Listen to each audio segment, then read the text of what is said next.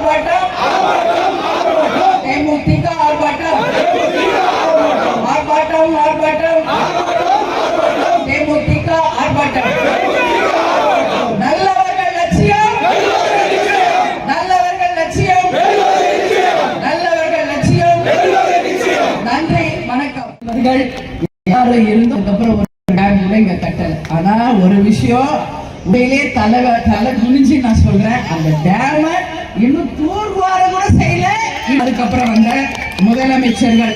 ஆனா மக்கள் காசை மட்டும் டன்னா தூர் வாரிக்கிட்டே போயிட்டு இருக்காங்க. அதே மாதிரி இன்னைக்கு கிருஷ்ணகிரி நம்ம எடுத்துக்கிட்டோம்னா கனிம வளம் அதிகம். இங்க இருக்கிற மாதிரி கிரானைட் எங்கேயுமே கிடையாது. ஆனா இன்னைக்கு அரசு கொடுத்த அளவை விட பல மடங்கு அந்த கனிம வளத்தை கிரானைட்டை கொள்ளடிச்சு ஆளும் கட்சியினரும் ஆண்ட கட்சியினரும் மக்களையும் நாட்டையும் வஞ்சிக்கின்ற ஒரு நிலைமையை நாம கிருஷ்ணகிரியில பார்க்க முடிகிறது.